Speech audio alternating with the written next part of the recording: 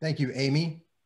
Thank you, everyone, for being here. I must say, I'm honored and feeling very fortunate that each of you are giving your valuable time to hearing what I have to say today, and I thank you immensely for that. My name is Eric Smith, and today I will be presenting about how assisted outpatient treatment, also known as AOT, saved my life. Relevant background info about me for those who may not know me, or just to help refresh for those who do. My diagnoses related to SMI, or severe mental illness, are schizoaffective disorder from psychiatrists who've seen me at my worst. When I say who have seen me at my worst, I mean the psychiatrists who have seen me while hospitalized for my SMI diagnoses. For bipolar disorder, that's the other diagnosis that I've received, and those are from psychiatrists who have not seen me at my worst. So my current psychiatrist is one example who did not know me prior to my last hospitalization, and so bipolar disorder is what they're at. And as a fun fact, I suppose, is I recently reconnected with the last psychiatrist that I had while hospitalized, and she remembered me. And she said that at the time she was convinced that it was schizoaffective disorder, but based on how the past from early 2012 till now have unfolded, she's fairly convinced that it was not schizoaffective disorder, that it was bipolar disorder. Why am I spending so much time on this, you might ask? This is actually not uncommon for folks who find themselves hospitalized with SMI diagnoses, where there's this sort of fluid type diagnosis, and the folks who are so symptomatic that they find themselves hospitalized are getting the schizophrenia and the schizoaffective disorder type diagnoses, and many of those are accurate. But then for folks like myself, once the sort of the psychosis part of it settles down and there's an absence of that for a period of time, it's easy to say, no, not schizophrenia, not schizoaffective disorder, that's bipolar, perhaps with psychotic features. Other relevant information about me. None of my doctors over the years understood the full seriousness of my illness until my mid-20s. I'm now 38, but I can tell you it was a very long journey, which we can help sort of unpack a bit as we move forward in the presentation here. I was not hospitalized all the way up to the point when I was for mental illness until my mid-20s. So just for perspective, that is a lot of time going by with a lot of psychiatrists knowing who I am, and hospitalization was never on the table up to the point of about 2009 when I was in my mid-20s. This guy that you're looking at here in this black and white photo is me. This photo here is what I believe to be the last known photo I took before being hospitalized for the first time several months later. So, you know, I look at this photo and I remember feeling like, you know, I was still at this point where, you know, I've been diagnosed with mental illness. I've been diagnosed with bipolar disorder in the past. I've taken so many medicines, they haven't worked. And all of the meds that I've taken up to this point that hadn't worked, it sort of got me to a point where I was thinking, if all of these meds that are designed to treat all of these symptoms and diagnoses that I've been given, but these meds aren't doing that, I must not be mentally ill. Maybe I have a character defect or some character flaws. Maybe something else is wrong with me that isn't mental illness. But this guy right here that you're looking at in the black and white photo did not necessarily believe that psychiatry could fix a lot of the problems I was experiencing, which are also things we will get into. So here we are, happy Eric right here, the last known photo that I'm aware of before I was arrested, which was how I got eventually into AOT. And here I am not many months later from the photo on the left, inmate 936162. And this whole experience from being jailed, that's something that could take up a whole presentation and then some. But just know that there's actually a book that I've been writing some content to be contributing to, along with a PhD that is based in Canada. And it chronicles, it's the most thorough account of me being jailed while suffering from SMI that I've ever provided. So as soon as that's available, I'll make sure that, y'all can be aware of that. So 936162, this is what we're looking at. But just to sum it up, my jail experience found me in jail because my parents reached out to my then most recent psychiatrist, and that psychiatrist had told my parents my best shot of getting into the type of treatment and care that I needed through the inpatient side of things was at that particular time, the best shot would be if I were arrested. And then if I were in jail, hopefully a bed in a psych hospital would open up, and hopefully if all the stars aligned, I would be transferred to a jail or transferred from the jail to an inpatient hospital to help treat my SMI, and then followed by AOT thereafter. And the stars did align, but it wasn't until the very final hour of things where my mom, my dad, they were on the phone with the jail, begging them not to release me, saying, my son is ill. He needs treatment. He needs care. If he gets out of jail, what's he going to do? The same type of questions that I suspect many of the people who are watching this presentation right now are either familiar with firsthand from being family members, trying to figure out how to get your loved one's care, trying to navigate a system that has just barriers seemingly set up at every juncture. And also practitioners who sometimes find it exceedingly difficult to help get people like me adherent to any sort of treatment, especially after north of a decade when treatment hadn't worked and medication hadn't worked.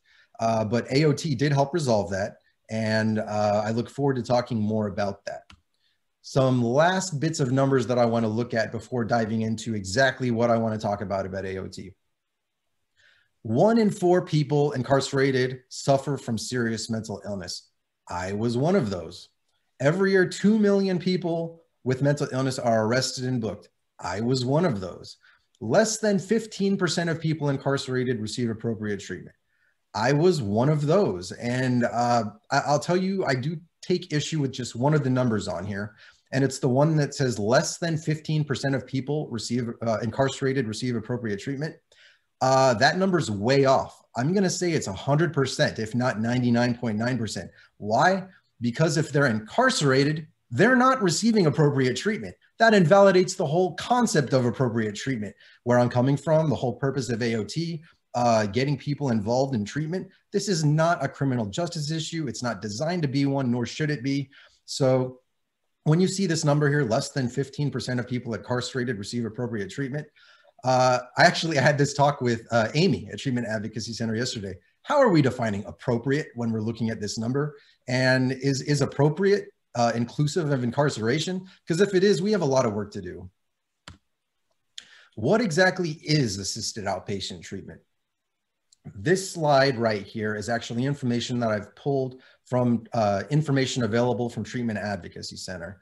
And you'll notice here that I have highlighted the word civil, where it says, this is a practice providing community-based mental health treatment under civil court commitment. And I want to point that out because building off the last slide and what we've been talking about so far, jails, prisons, police, these are not appropriate responses to mental illness unless serious crimes are being committed, in which case it's warranted that they show up for the safety of others. But I ask you to entertain the idea that if we're meeting the community needs appropriately, there isn't really going to be a massive need for police involvement. I have the utmost respect for police officers. And I want to say that it's because I have this respect for them that I don't think we should be tasking them with something that they are not trained to do. And later on in this presentation, I'm going to focus a little bit more on police interaction, but just understand as I do so, this is not from a position of disrespect or a belief that there's something inherently wrong with police. Definitively, we do see things in the news where there are things with specific police that is problematic, that needs to be addressed, but I'm talking systemically here about the way our country, how our society functions, more so than the very few police that are either not meeting situations with the type of nuance required to address SMI. So assisted outpatient treatment, it motivates adults with mental illness who struggle with voluntary treatment adherence to engage fully with their treatment plan, and focusing the intention of treatment providers on the need to work diligently to keep the person engaged in effective treatment. The importance of those two things cannot be overstated. I was motivated by a judge, a psychiatrist, a social worker, a nurse, even the bailiff. I don't normally include the bailiff when I'm talking about the AOT treatment team, but I remember that it was when I was in the AOT programs here in San Antonio, the bailiff is who would come to the waiting room to get each of us to go into our AOT hearings. Very nice gentleman. And he was the first face that I saw, that many people saw before going into the hearing, because he's who came and got us. So if anything, he helped set the tone with his very kind and pleasant and caring demeanor. Just a wonderful character. I hope he's still around. It's been a while since I've seen him since the AOT hearings, but I should include him. He was in the room and part of the hearings, and occasionally he would have motivational things to say if warranted. What is an appropriate length for an AOT order? This is a question that I've heard repeatedly. And when a question like this is asked, I think it's important that it be based less on some sort of subjectivity and more based on evidence, something that's known, something empirical that we can point to, significant better outcomes in. And if you look at these two links here, you'll see that 12 months is what the recommended minimum really should be for the initial set AOT order. And there's a reason for that. After 12 months or more on AOT, service engagement increased such that AOT recipients were judged to be more engaged than voluntary patients. This suggests that after 12 months or more, when combined with intensive services, this is the social worker aspect side of things that I experienced, frequent meetings with a psychiatrist to go over med management, mood, affect type things. These are the intensive services that really helped AOT have the added value where the people involved as part of the team are greater than the sum of their parts. So these intensive services were such that AOT increases services engagement compared to the voluntary treatment alone. This is something we know because it's available in literature. Either of these links would be able to take you to that. Treatment Advocacy Center also is able to provide more information based upon that should you have any additional questions. Also related to the appropriate length of an AOT order, it varies. I was hospitalized at the state hospital a total of 3 times over just a few years, a very short period of time. Well, we're trying to find the meds that worked, meds that would stay lasting, which eventually I found. And thanks to AOT being part of this equation. And the initial order I was on, the first one, was set for about a year. And it lasted about that long. However, the third AOT order I was on, which is the very last order I was on, that was subsequent to my last hospitalization for SMI, that order was also set, I believe, for about a year. And I would go to my AOT hearings, and it was initially set for, I believe, about once a week. And then as it appeared that I was doing well, that I was on a healthy trajectory towards reality and moving away from the psychosis and the delusions and the paranoia, it was able to be reduced to once every 2 weeks, then once a month. And this last order was appropriately terminated prior to the 12 months. But the beauty of setting this at the 12 months as a recommended minimum is that it gives the flexibility to the AOT treatment team to decide if a shorter time is necessary, a shorter time is warranted, that can be explored. So setting it at 12 months doesn't necessarily mean it's got to go the full 12 months. In many instances, it does. And in other instances, it goes far beyond that, as long as there's a successful petition or the court is in agreement that the AOT order should go longer. So the takeaway from this slide and this information shouldn't be, it's got to be a full 12 months or it has to be terminated at 12 months.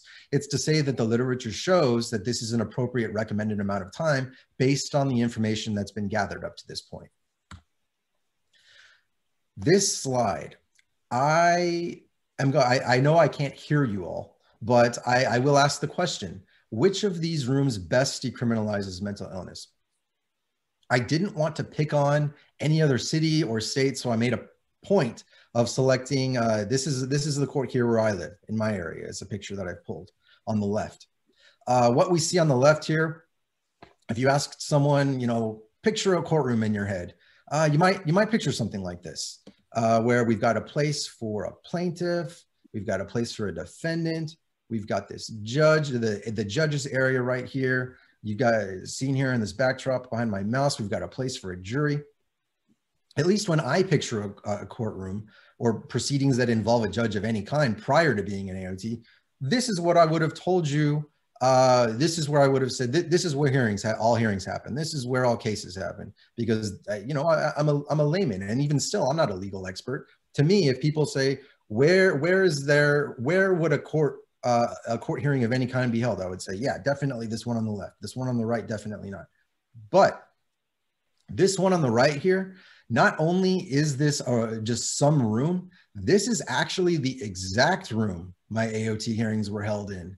More so than that, right here, this gentleman standing up to the right, this is Judge Oscar Kasen, the judge who presided over my AOT orders and also my inpatient orders while I was hospitalized. And I can tell you that Judge Kasen is in no certain way any less of a judge in this room right here than he is in this courtroom. And this room to the right here, this room that my AOT hearings were held in on the outpatient side of things, this was a room from the very moment that I walked in where I felt total respect for Judge Kasen as a judge, because it's very clear that he was and is a judge. That my social worker would be sitting around the table, an attorney making sure my rights aren't violated. Where this sort of space is between the two pictures, this is where the bailiff would be sitting in the corner, smiling and ready with motivational things to say if warranted. And this room on the right, if I'm to pick between the two, I personally would say this room on the right best decriminalizes mental illness. I also want to say I'm very aware that plenty of AOT hearings do, in fact, take place more so in a room that looks like the one on the left. And very successful outcomes do come from that. Judges I respect, judges I know, they do hold hearings more so in this type of environment to the one on the left. And I put this slide up not to say that I think one is wrong and one is right, but having gone through the system and been hospitalized and been in hearings, I can say that based on the state of mind I personally was in at the time that I was having hearings, if this room on the left is the one I was in, I would be I would have been much more involved in thinking about, oh my God, I'm in a courtroom. I feel like, you know, like I hope that this doesn't result in some sort of punishment. This is what happens in a courtroom. And that would have been my fault for having that perspective as someone that doesn't understand just because something's in a courtroom, it doesn't necessarily mean it's being treated as criminalizing the individual or the diagnosis.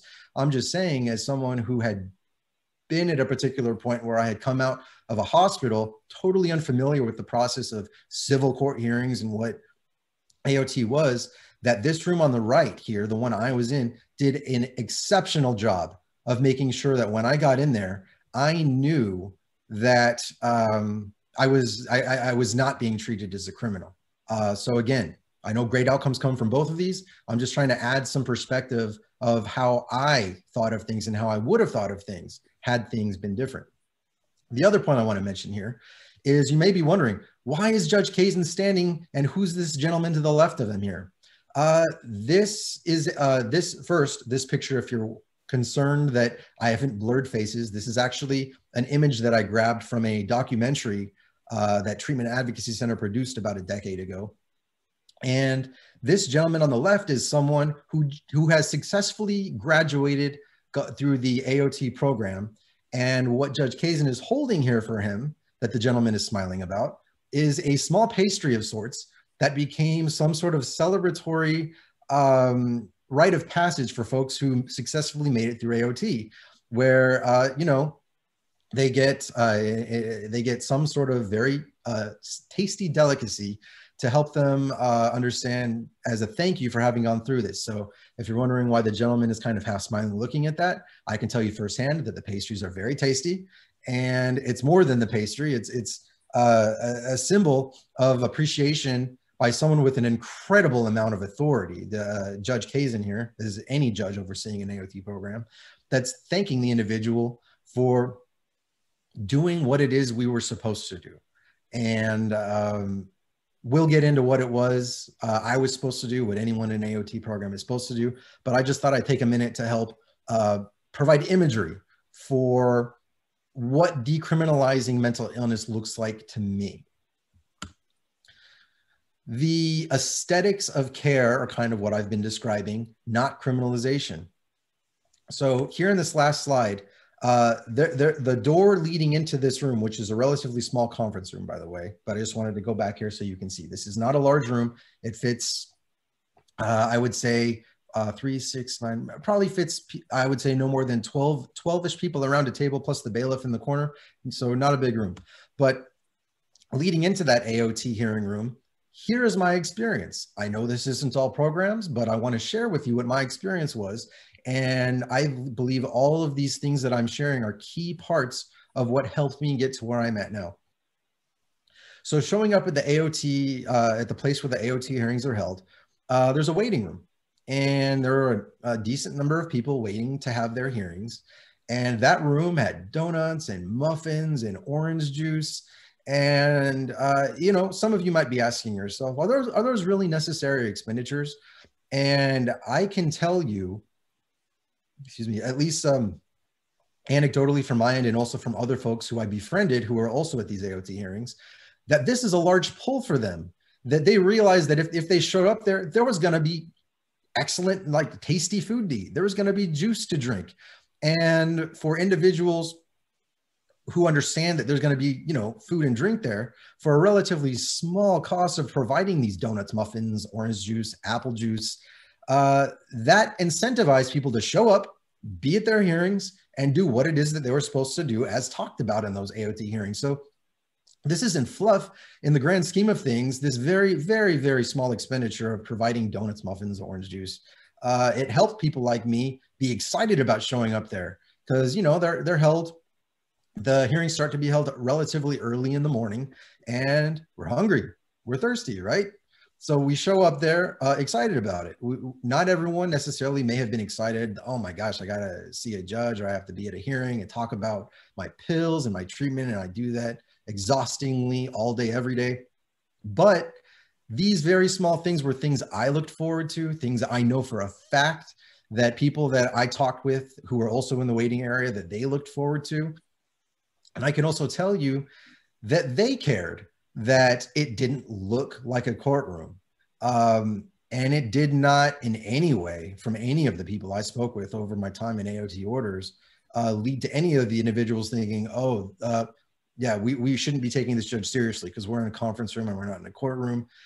We shouldn't be taking him seriously. It never, ever amounted to that. If anything, we felt cared for and appreciated, if even only at a subconscious level. But I can tell you that most of the folks I spoke to were consciously aware of the care that was being afforded and provided to us to treat us as human beings and not as people who have,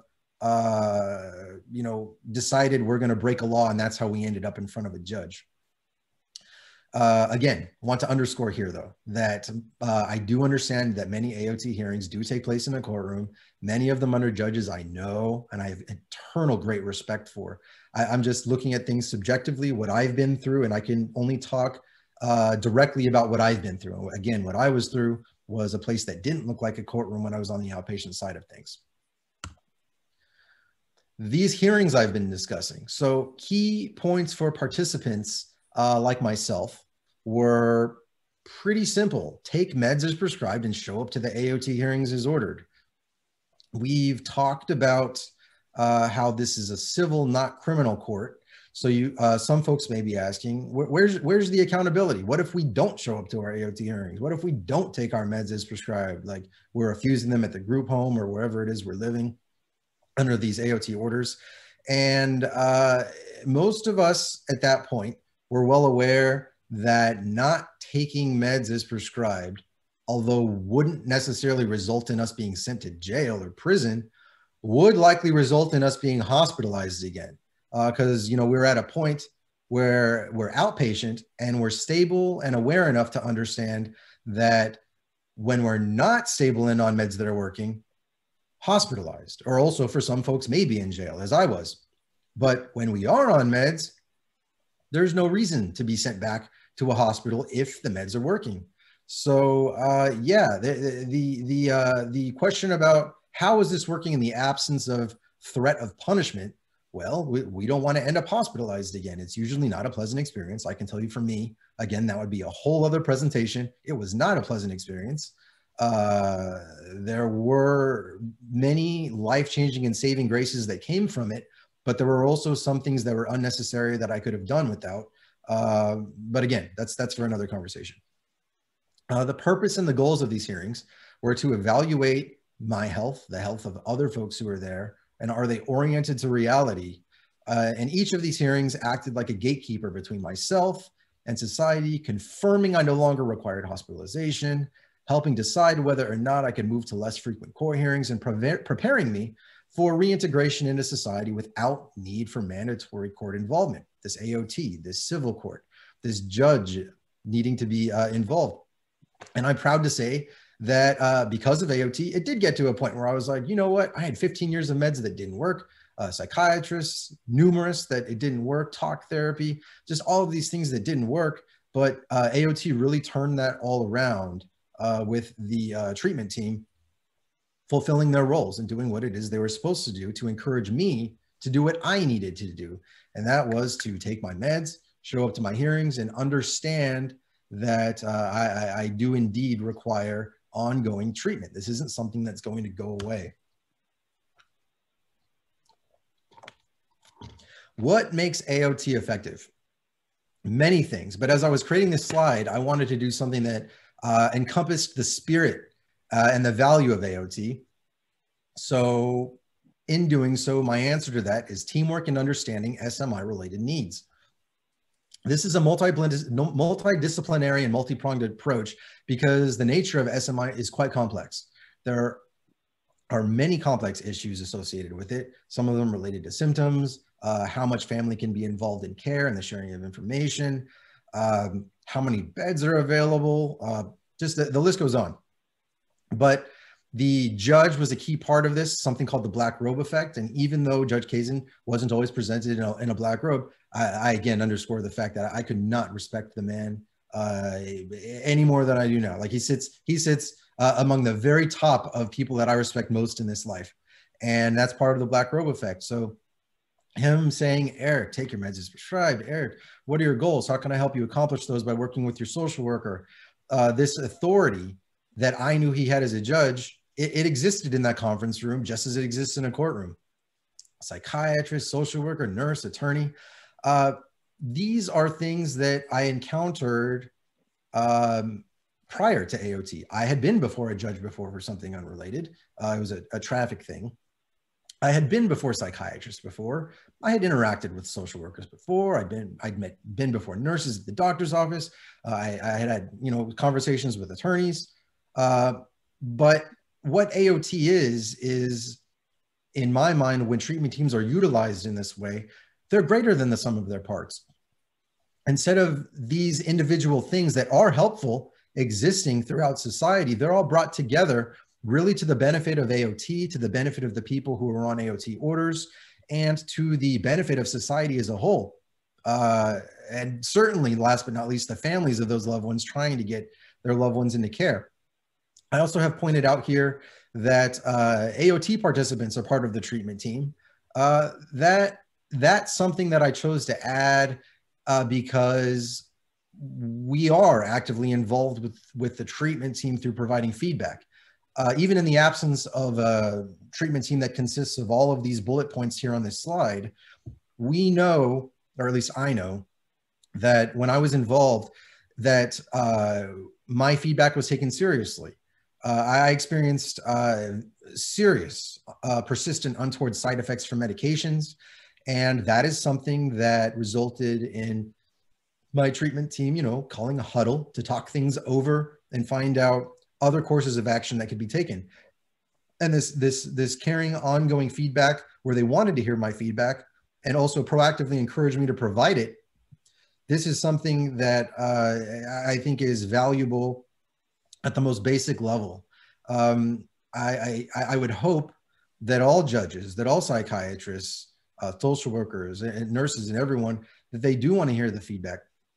One asterisk to that I do want to mention, though, is when I was far from sanity, like when the meds stopped working and I just was not doing well, my feedback was not really meaningfully considered, but rightfully so. If a psychotic person is providing feedback that's very apparently not based in reality, like, I don't want to take these meds because when I swallow them, it lets the government hear what I'm thinking. That's not feedback that a team should take seriously beyond, oh, these meds he's on or she's on or whoever is on aren't working because this is what I just heard. But when I provided feedback like, yeah, I have an upset stomach all day, I'm hungry all day, I'm lethargic all day, or, I can't fall asleep. Those are real things when a person is based in reality that should be considered. So person isn't part of reality. Feedback doesn't really have a lot of impact other than to underscore the fact that they aren't a part of reality. I've lived it. I know what that feels like. For the folks who are very clearly part of reality, or at least part enough of it that they're providing meaningful reality-based feedback, that's something for an AOT team to consider. Why AOT is needed. Let's look at this sort of like as just a single case study, but I would expect that these are things that are also apply to folks in your lives, the people who are watching this presentation today. I had problems in school. After being an excellent student right up till about 5th grade, my grades started slipping. I started, getting parent calls from teachers and principals that, I was disrupting class. That eventually led to an SMI diagnosis, failed medication regimens and counseling, which I've already touched on. And that was about 15 years of failed medication regimens and talk therapy. My junior year, I dropped out of high school, developed a very serious substance abuse dependence problem with a number of drugs, both prescribed and illicit. Eventually entered drug rehab, but I lost my job. I had increased levels of decompensation. Paranoia, delusions, psychosis really started to be a driving force in my daily life. I was arrested for the time leading up to my first hospitalization, as I talked about at the beginning of the presentation, which led to jail, and then psychiatric inpatient care. And that is a huge mess of things that look like, wow, if I'm looking on paper and I don't know what comes next, this individual is doomed. I'm of the belief that, there's hope and that there's change, but I'm also a realist. So if you're to show me this on paper, just based on the direction things are headed, I'm like, hope is a good idea, but I wouldn't have high expectations for desirable outcomes, perhaps a tragedy of some kind to follow. And that isn't what happened. What happened was I entered into assisted outpatient treatment. Let's talk about what happened after my first time in AOT. There were those few more inpatient stays over a few years, followed by the AOT orders, which that was, try to get me stable, grounded in reality, finally finding meds that worked, which again, I did. Started community college because that was my big goal and dream at the time, which at the time I was like, man, I'd love to go to community college. I hope I can graduate. I don't know if I will, but you know, at least I started to believe in myself a bit, because I will tell you right here at this last red arrow, and even here in my first time in AOT, leading up to my close hospitalizations thereafter, I was super drained of any form of confidence or belief that I could accomplish anything meaningful in life, or that I was worth, just lots of self-worth issues. Like what will my life matter type questions. And so I started community college, and here in bold, it says assistance from an AOT social worker. Super key. So when I met with Judge Kasen at this time in my AOT order, he's like, what do you want to do? And I'm like, I'd like to go back to community college and get a degree, maybe be a chemical dependency counselor. That wasn't just some passing question where he wanted to know if I had goals. He then set me up with my AOT team social worker, who talked with me about my goals, personally drove me down to an appointment to sit in with me with the counselor at the community college to talk about getting student disability accommodations, which I didn't know that was even a thing at the community college. So all of these things to help me build myself up to where I would no longer need the AOT treatment team or court involvement. This is what was being done. This is the work being done as part of an AOT order for me. Help me restore family relationships. I ultimately transferred for a university where I graduated in the top 10% of my class with a BA in psychology, started graduate school. I'm in there now. This time next year, I'm on track to be graduated with my master's in social work, and with a goal to be involved in full-time mental health advocacy. And this is something that's a goal of mine, because I want to be able to use the experience that I went through and all the terrible things my family experienced, so that I can help others as I've been helped, help shape the way lawmakers and the way society responds to what SMI looks like. Because I know that if we're there for people, even who on paper, like this slide here, look like, oh my gosh, what's the point of even trying? What's the point? I know it's the humane thing to do, and we should, because we should care about others. But you know, what would be the fruit of that labor? This right here. I understand that there are people who have very realistic, long-term, chronic limitations where something like this, the path I've been on, may seem like a far-fetched idea, some pie-in-the-sky idea. But I'm telling you firsthand, if you would have talked to me or my family or anyone who knew me when it looked just like this, they may have responded diplomatically by saying, oh, you know, we don't know what the future holds. But I'm here to be real with you. I didn't have a lot of faith in how things were going to unfold, but my AOT treatment team, they sure did. They sure did. And just because everyone that's in AOT may not decide or may not pursue to go the college route, it's still serving its purpose. It's reducing dangerous and problematic symptoms. It's preventing people from being a drain on themselves and on society, as I was. It's preventing family members from having to worry about, oh my gosh, what's going to happen next? No, you've got a team of experts involved. They're helping now. They're totally involved, and they're going to help turn things around. Will it work 100% of the time? Nothing is really 100% though, right? But it works. The evidence shows it supports it. I am not an outlier. AOT is super effective for lots of other people, and I hope that other people who have been helped by it do come forward and start talking about it, because I'm not the only one. And I can tell you it's an incredibly freeing experience to not have to hide all of this, where I felt like to keep my value and worth, I'm like, oh, I'm going to have to bury this when it's over. No, I hope it doesn't ever get buried, because I want to be able to provide hope. So the value of AOT is something I just touched on a few seconds ago. It is about preventing, in some instances, a person from harming oneself or someone else, but also of equal importance, it's about freeing the diagnosed population from being held hostage by our own minds, from unrelenting psychotic torment, from not being able to experience reality, from not being able to meaningfully connect with others. And for those of us here who are familiar with just humanity's hierarchy of needs, meaningfully connecting with others isn't just something that we hope to do. If you look at like Maslow's hierarchy of needs, for example, that's part of it. That's part of it. That's part of the human experience. And if we can't meaningfully connect with others and we can't meaningfully connect with ourselves, there's this absence of needs. There's this void that needs to be filled. That's part of the human experience. We're hardwired to be social creatures, even if we're introverts. There's some level where we need to be able to, in a reality-based perspective, to be able to connect with others and ourselves. And in doing so, we can pursue our dreams and goals, as I have, and I hope to continue to do. The cost of not having and utilizing AOT, for those who are swayed by money, and I know that, you know, lots of legislators understand that there are moral rights and wrongs, but money is also an issue.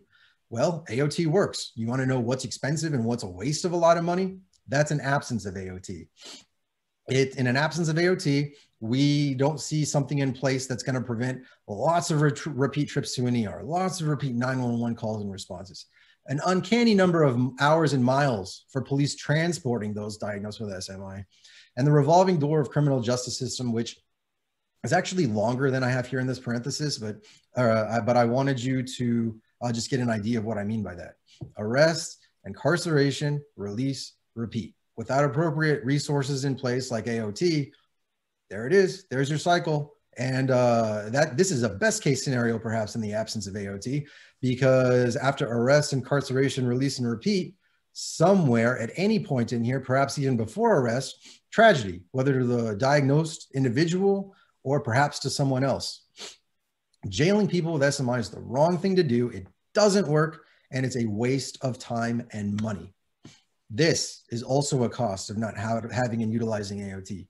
This is not money. This is not facts and figures. On the left, we see Laura Wilcox. On the right, we see Kendra Webdale.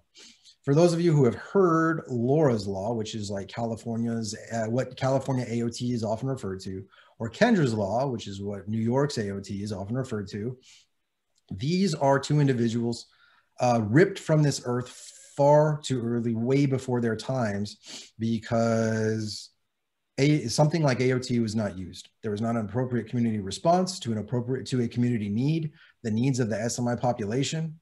Tragedies ensued. Laura has passed away. Kendra has passed away.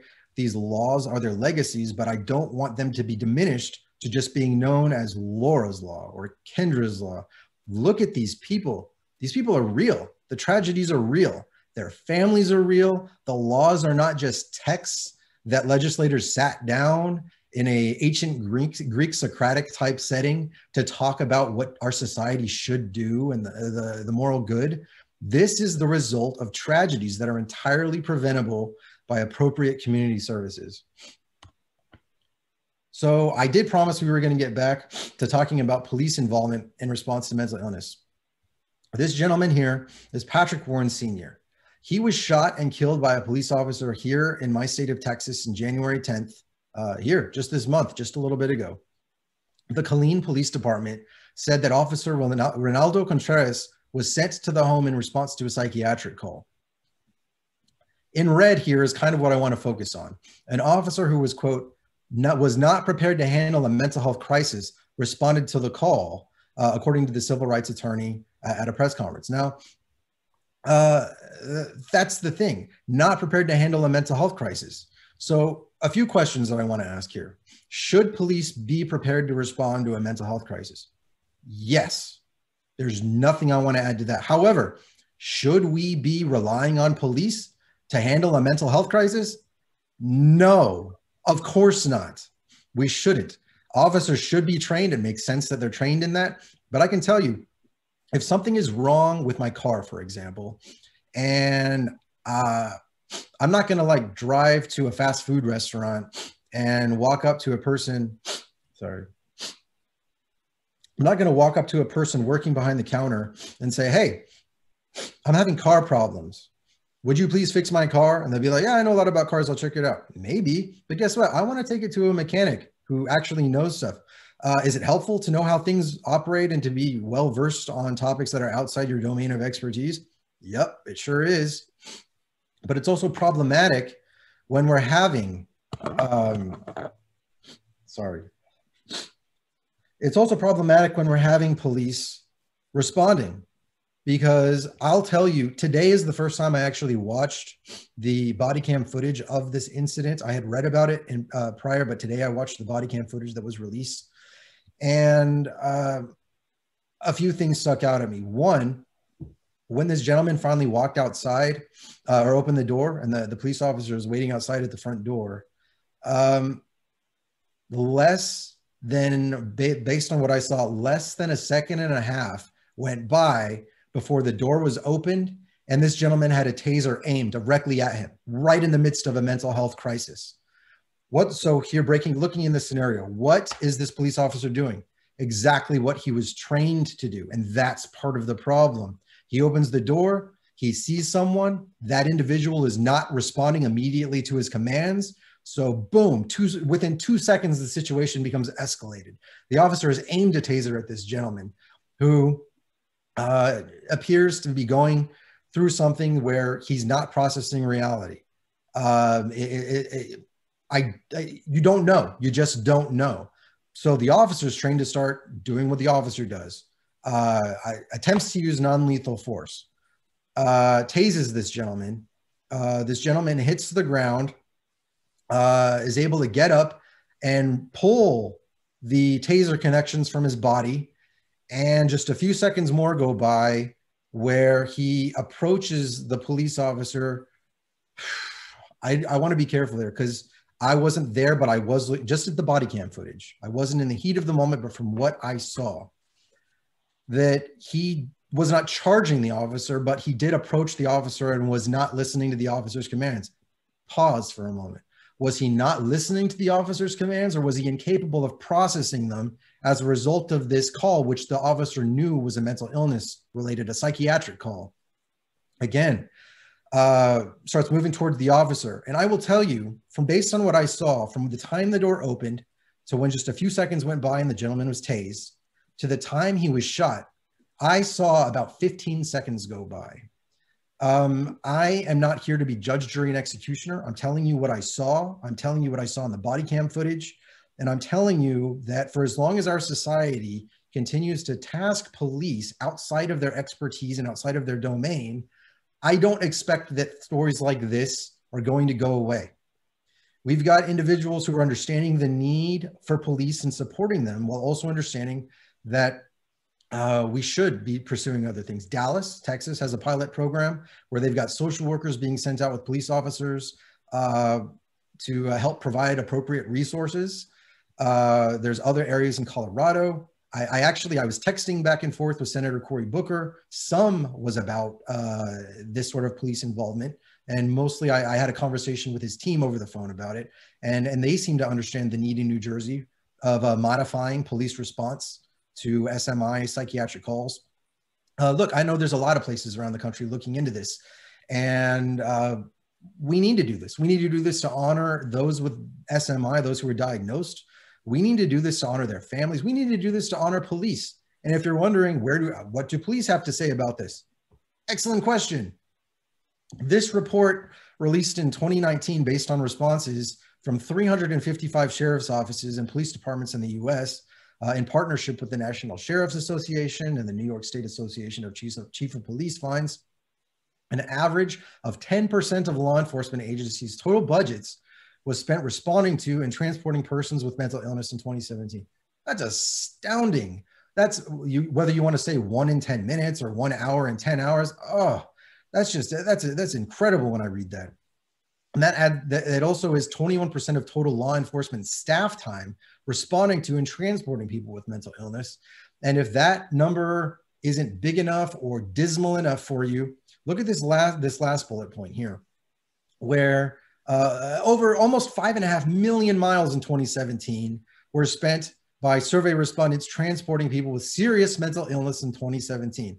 And that's the equivalent of driving around the Earth's equator more than 217 times. That's an astounding number. That's an astounding number. If you think about how big the Earth is and how long it would take to go around our Earth 217 times, yeah. So police are, based on these responses, they're also, rightfully distressed and fed up with this. And the officers and the leadership, they understand they need the training. And there are excellent officers doing this. Two of them live where I believe both of them recently retired from the force, so they could full-time consult police all around the country. There was an HBO documentary about them. Ernie and Joe, both fantastic guys. I urge you to look at their documentary that HBO produced. If you have HBO Max, I even believe it's available free to watch there right now. And you can see what it looks like. So they represent the cream of the crop of what a officer trained in SMI response looks like. And they do an excellent job training other officers. It should continue because there will always be a need for police to understand it. We just need to look at modifying the frequency and the level of which we rely upon police to respond to SMI. So can AOT reduce police involvement and response to mental illness? Absolutely, it can, and it does. It does so by helping people with SMI like me become stabilized and healthy. It decreases a need for police response to those served by AOT. I went in the time leading up to my hospitalizations. There were a number of police responses where they had to come and talk with me, see that I wasn't being problematic, moving me from a place I wasn't supposed to be at. There was FBI involvement. There was Secret Service involvement. Yeah, I was taking up a lot of time from folks that probably should be focused on other issues that since we have professionals here that can meet these needs, if we're not tasking the police and the FBI and the Secret Service with looking into people like me. So as far as this gentleman here, Patrick Warren Sr., would AOT have prevented him from being shot? If you look at the body cam footage in that particular scenario, some might say no. However, I want you to entertain the fact that if we did have appropriate community response, where police were relied upon less, and that if AOT, less strict standards for getting people involved in AOT, which is non-criminal, it's civil, to get people like him, from what's being reported, he did have psychiatric issues, getting him the treatment he needs. That is the kind of thing that does prevent the psychiatric outbursts wherein 911 is called by a family member who does not know what else to do. My family called the police a few times, and folks who didn't know me when I was just kind of lingering around in areas I wasn't supposed to be, called police a few times. Luckily, I didn't end up shot or hurt, or anybody else got injured. And AOT happened, but I can tell you the police were getting familiar with me, and they started to know that when they were coming to talk to me, it was psychiatric related, and it could have escalated just as easily as it did for this gentleman right here. And I hope he's the last person before we create some serious nationwide reform.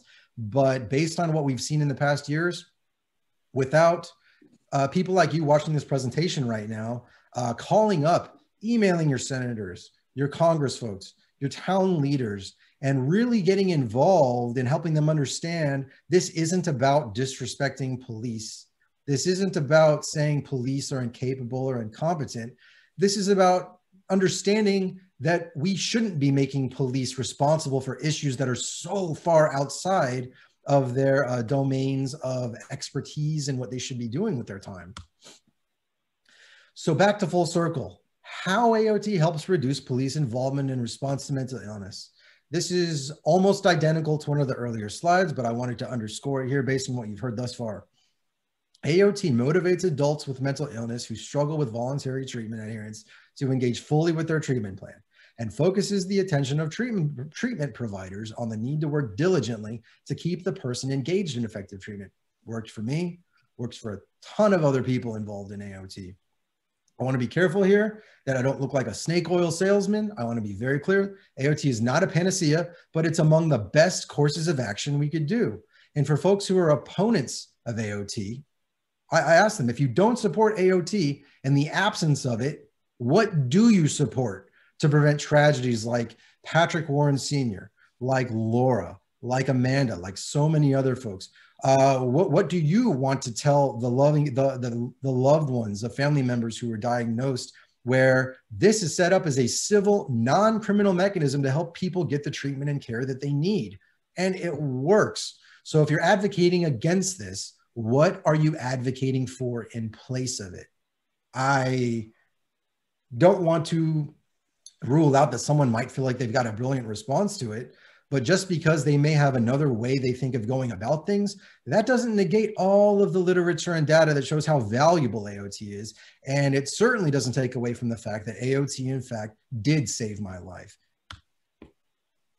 It did that through a civil court system, not a criminal justice system. It did that by cognitively and behaviorally reframing my perspective on treatment and care. It benefited me with an opportunity to pursue my goals and dreams without SMI holding me back. It benefited my family by them not worrying about getting a call about some tragedy happening to me or involving me. Benefited society with me no longer draining resources from police, FBI, Secret Service, hospital emergency rooms, psych hospitals, and that list goes on. But you get the idea. Everybody wins. Everybody wins. My key recommendations: call, email people who you think need to hear about this, that why they should support it.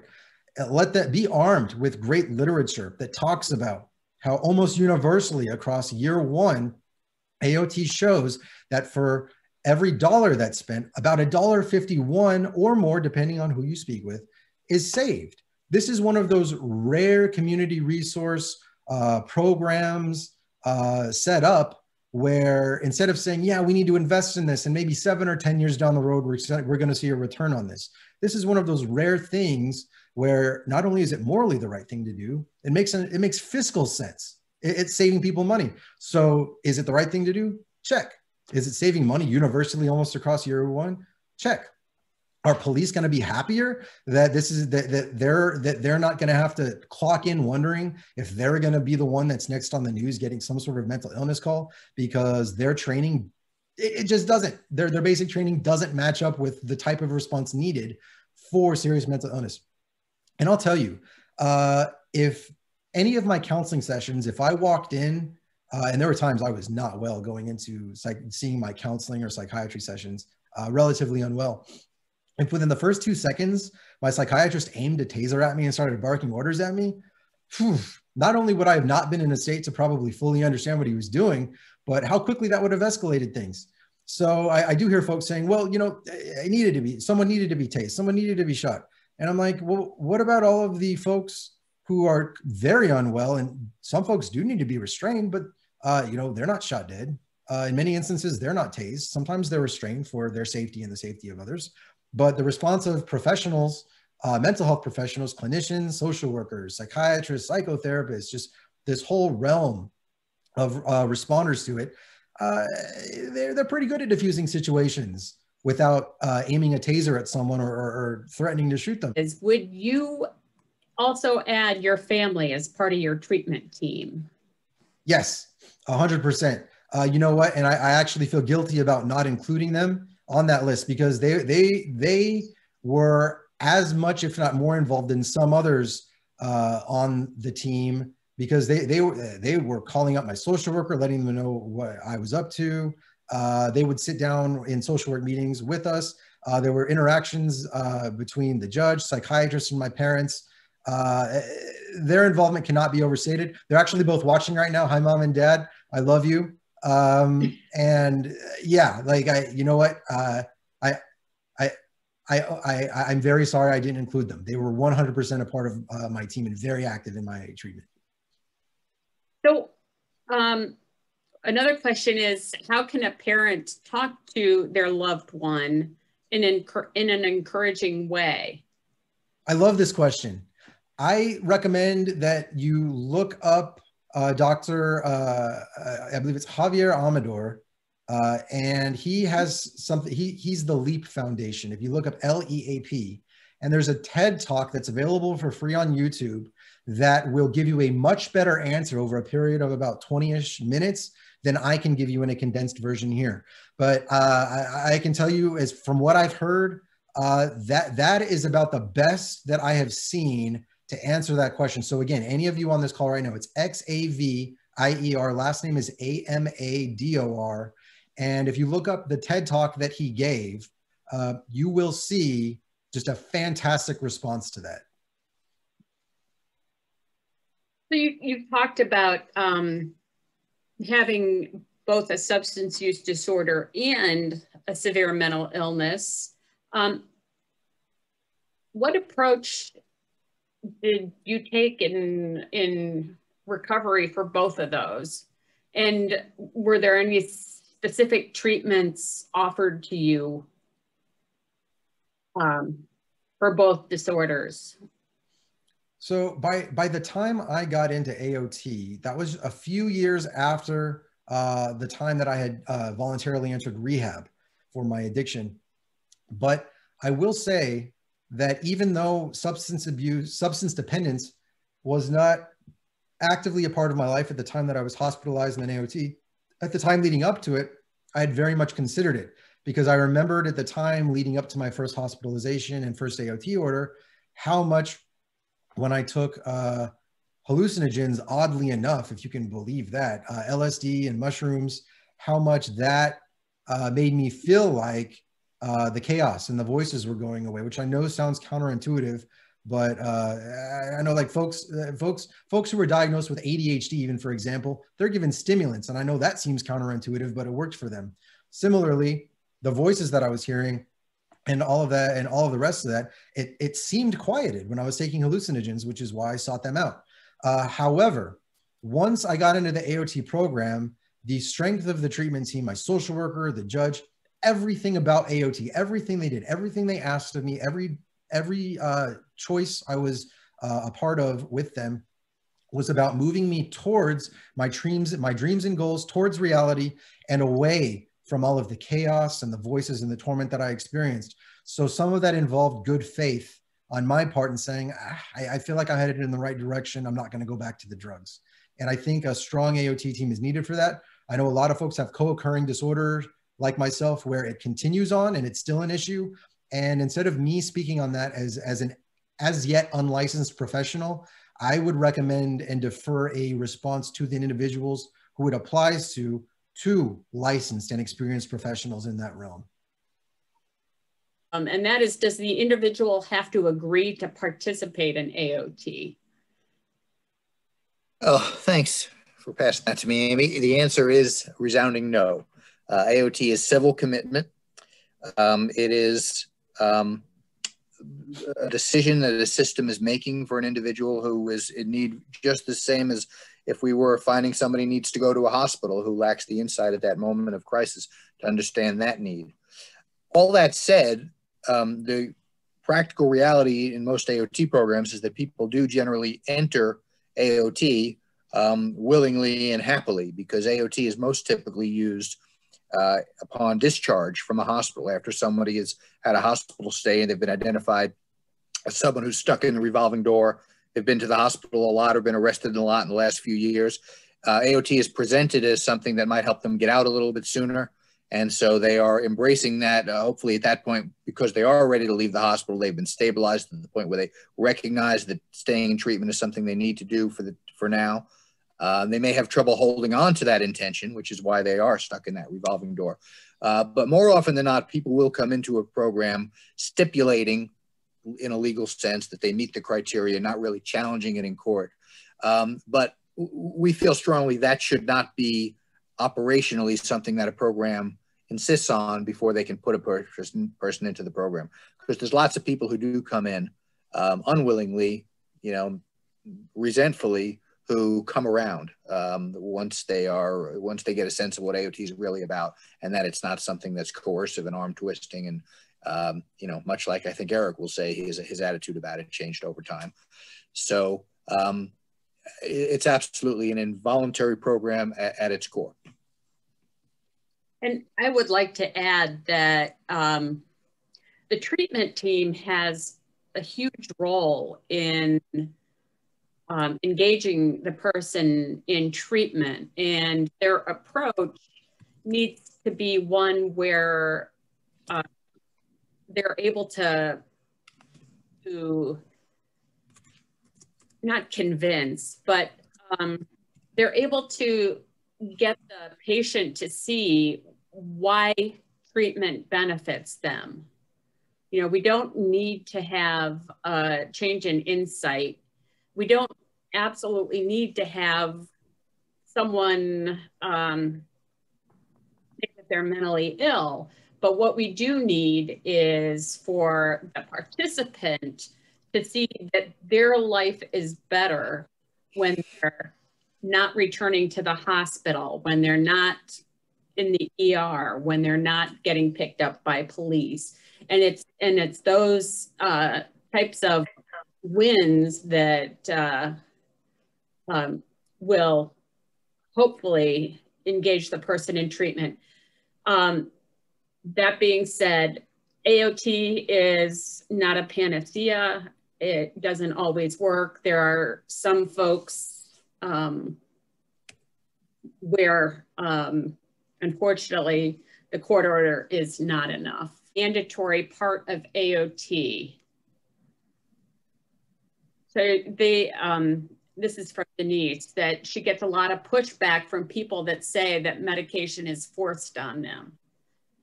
May I address part of that? And then I think both you and Brian are also well suited to answer this, but I can tell you when I was hospitalized and I was getting meds, that felt forceful because I was at a state of mind where anosognosia, which is a term we hear about sometimes, and I know there's arguing about, is it real or not? Let me settle that and tell you, it is. When I believe that I'm totally sane and healthy and everything's fine, but the rest of the world is crazy and what's wrong with them, yeah, it existed. And so I got to a point after 15 years of failed meds, I didn't want to take them because they didn't work for north of a decade. And when I was in a hospital, I felt like I didn't want to take them. And if I said no, that would result in it being forcefully administered. That obviously doesn't happen on the outpatient side of things. But by the time I got to AOT, I started to get these glimmers and experiences of being part of reality and what that felt like, with the voices going away and all of my symptoms starting to disappear and be managed. And that was incredible motivation to stay on meds even when the side effects were terrible.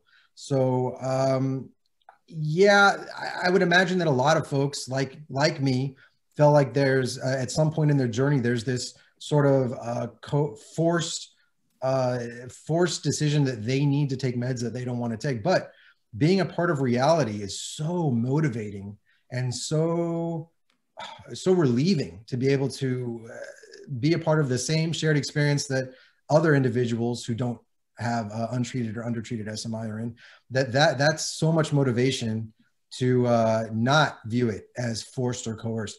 Now, as far as is it a part of every AOT program, I can't answer that factually. I'd only speculate. So I would want either or both of you to answer that.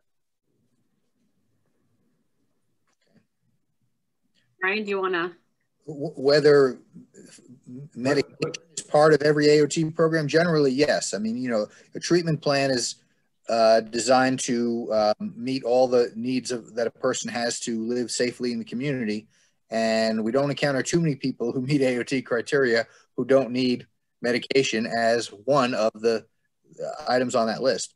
And so, yeah, it is routine that we're going to include medication in the treatment plan that the person is going to be court ordered to adhere to. That's not to say it's going to be enforced with forcible medication, as you would sometimes have to do, in a hospital setting where a person lacks capacity to make treatment decisions, because lacking capacity to make treatment decisions is not part of the findings that go into an AOT order. So that really wouldn't be appropriate.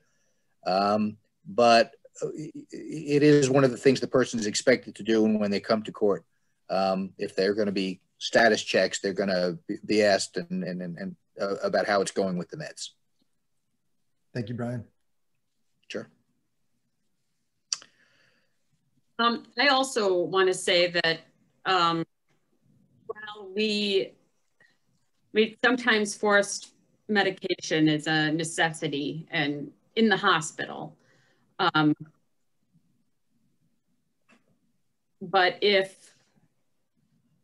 that's almost impossible to do in the community. Yeah, it's not something we recommend. Not at all, yeah. Great. Yeah. Thank you, Amy. Are you still experiencing unacceptable side effects? No.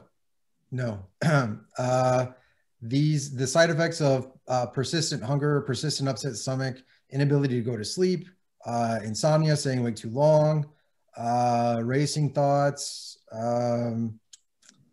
yeah, just the gamut of things that some of them were from one med was actually life endangering. I actually developed neurolytic malignant syndrome. Luckily, it was caught by someone who knew what it was, and that went away. For those of you who haven't heard that term before, there are some meds that are prescribed to folks with SMI that run the risk of this, and it presents as some sort of muscle rigidity, sometimes a raise in body temperature. I was experiencing both of those. And yeah, so all of those things that I experienced are gone. The med that I'm on now is called clozapine. That's the generic. There's a brand name for it, but I'm on the generic version. And the only thing that's even a mild inconvenience, if I'm being totally real, is once every 4 weeks, I have to go to a lab to do blood draws. It's a requirement to get the medicine, and it's routine. And yeah, but you know what? I'll trade blood draws every 4 weeks for being sane and being able to pursue my dreams and goals and be a functioning member of society, someone who believes in themselves, someone who can just value what it is to be alive from a position of reality. If that means I've got to get my blood taken every 4 weeks, okay.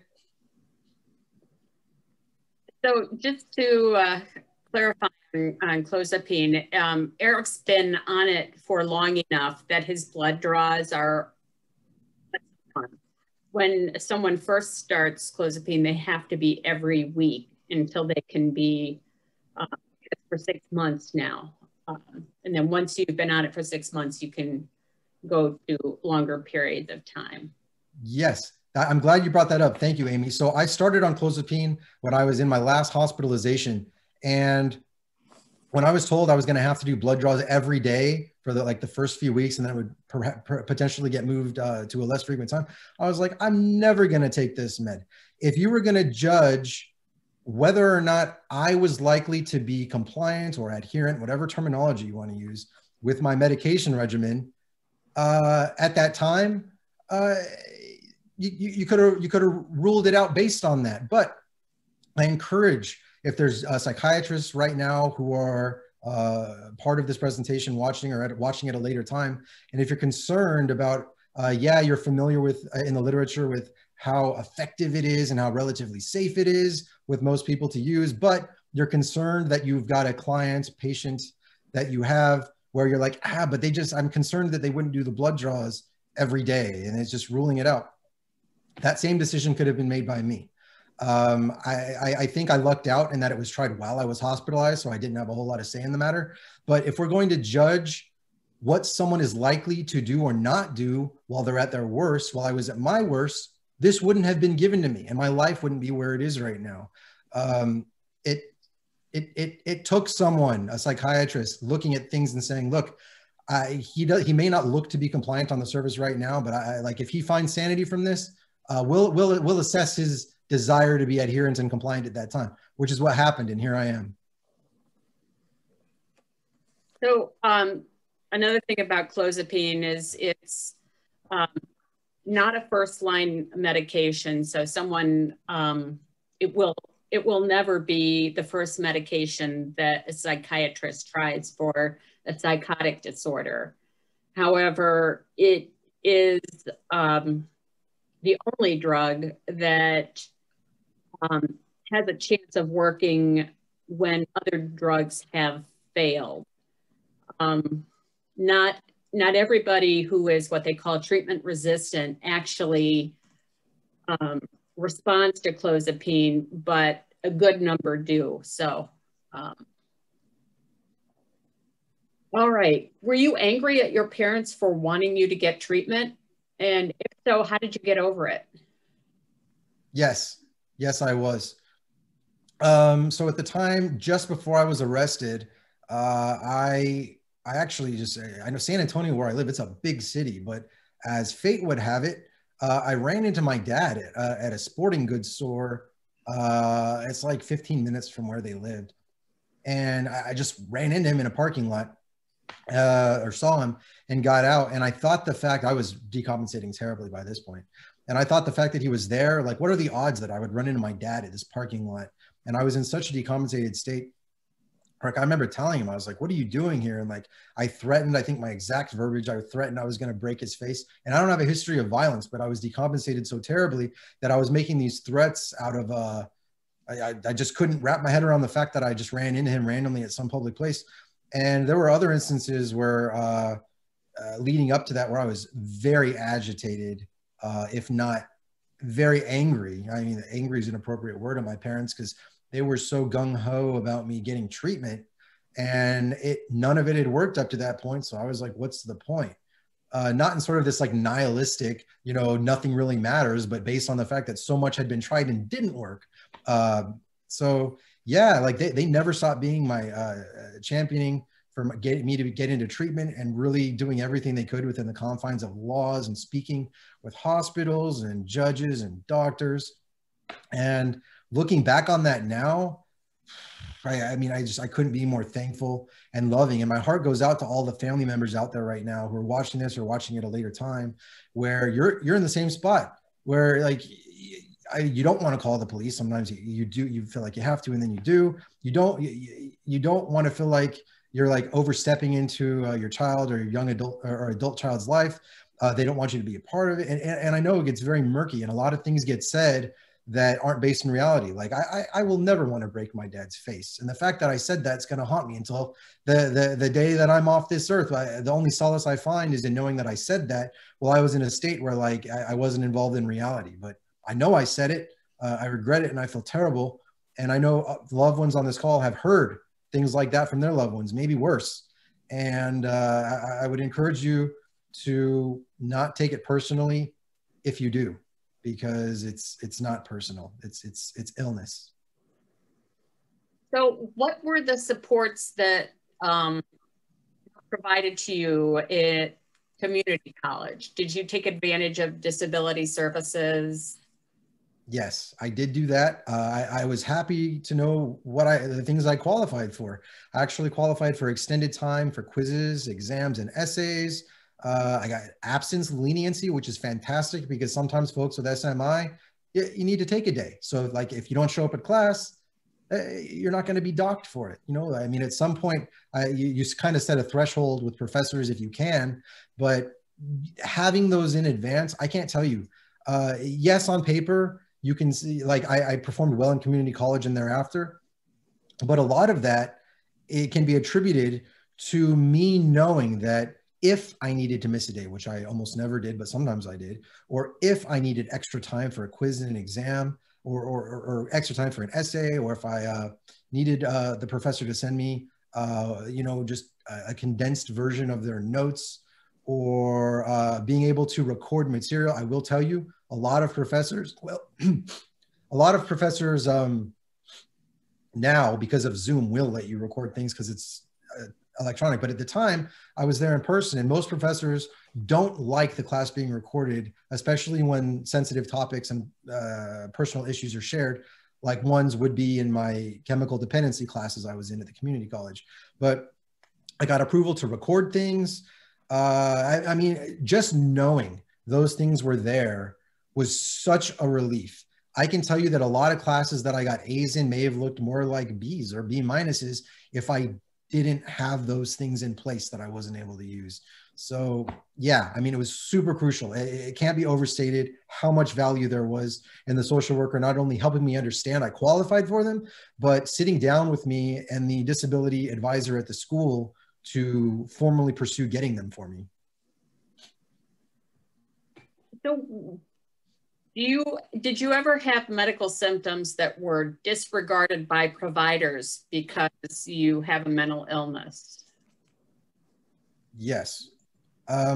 Weirdly, like in the weeks leading up to my arrest and hospitalization, I remember thinking that, like, I remember the evening in San Antonio, I was at a bar, not for the drinks. I didn't drink at that time, but I like live music.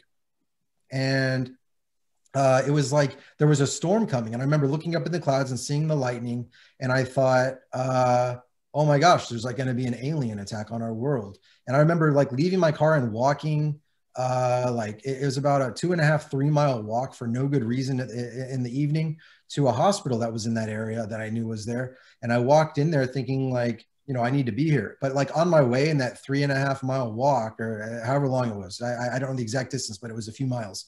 The rain started to pour and I slipped on my way to the hospital and I kind of hurt myself. I wasn't bleeding or anything, but I didn't know if something was sprained or if like I snapped like an ACL or something like that. It hurt real bad. But by the time I got to the hospital, like I remember getting in there and I was like, it must have been like, I don't know, midnight or 1 a.m. by the time I got there. And I went to the ER and I told them what was going on. On the triage stuff, I let them know like, yeah, I'm bipolar or whatever. And when I got to see someone, they did admit me, but by morning I was discharged. And I don't know exactly how it unfolded, but a taxi was called to take me to a private psychiatric facility. And I got there and I realized that their goal was like to keep me there. So prior to filling out anything, like I asked the gentleman there at the facility, I said, hey, I'm like, I don't know why I'm here. I'm like I got sent here in a taxi by a hospital. I'm like, are you like, do I have to be here? And they're like, well, you haven't answered any questions. Like, do you want to be here? I was like, no. He's like, you can leave. So I left and took a taxi back to my car. And yeah, so like if the hospital, I was sent from the taxi into the psych hospital, if they didn't know I was bipolar, they probably wouldn't have sent me in a taxi to the psych hospital and would have taken the injury that I also presented with perhaps a little more seriously. That's just my subjective point of view, but that's my take on things. We have time for, I believe, one last question, and we're going to go with, as someone who now has insight, what do you recommend to providers to help other people gain insight into their illness? I recommend signing up to treatment advocacy centers, not only their AOT Learning Network, which is what this webinar is right now. It's not just folks like me who are consumers or participants in AOT orders. You are going to get a wealth of information from some of the smartest folks I know. 2 of them are on the call, 3 on the call right now, Betsy, Amy, and Brian. And, but everyone I know at TAC, everyone I've had interactions with are just spectacular human beings. Love the plug, Eric, but we want to know your experience. What has helped you? Oh, well, I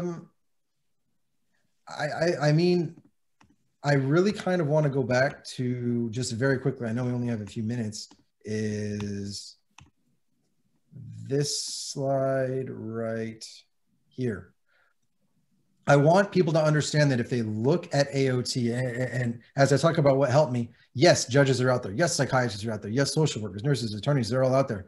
But what helped me was this sort of symbiotic relationship between professionals bringing their combined expertise and knowledge base to help me get the care and treatment I need. And on top of that, help me understand the care and treatment I need and get me to a place where I can appreciate and follow through on that. So the fact that, and I know not every AOT program operates from this model where they want all of these different people involved, but speaking from my personal experience, which is what the question is, I always look back to the fact that everyone who needed to be involved was, and there was great communication between them. And as we're looking at this slide again, I want to mention my mom and dad who should have been placed respectfully beneath perhaps the judge, just as a point of authority to honor Judge Kasen, who I know is on this call. Hi, Judge Kasen. But yeah, they needed to be on this too. So a support network, strong means of communication, and combined knowledge base and expertise from people who know what it takes to get people like me the help that I need. All right, one more lightning round question. What has helped you stay well past or post AOT? This same slide we're on. Where I'm at now with wanting to stay sober, pursuing my dreams and goals, remaining compliant, adherent to my medication regimen, seeing my psychiatrist when I'm supposed to, doing well in school and class, having friends, restoring relationships with the family. That again, I believe is a product of this slide. Because I really, for the first time in my life, was able to start appreciating that as a result of the AOT team's efforts, which again includes my family. Awesome. Well, thank you very much. Really appreciate it. Yeah, let me just quickly say how thrilled we are to have Erica on the team for reasons I think is apparent to everybody now. You know, for those of you who are working with us for technical assistance for your AOT programs, Eric is now another arrow in our quiver. So when issues arise that you feel you would benefit from getting the perspective of somebody who's actually been through AOT, get in touch with us. We'll bring Eric into the picture. Thank you, Brian. Glad to be on the team as well. I'm very excited about this. This has been about 10 years in the making. It's been a long-term goal of mine to be part of the Treatment Advocacy Center team, specifically because exactly what they advocate for is exactly what saved and turned my life around. Awesome. I got to be on that team. I want to help others just like that. Thanks for saying that. Thanks, Brian. Appreciate all your time. Thanks, everybody.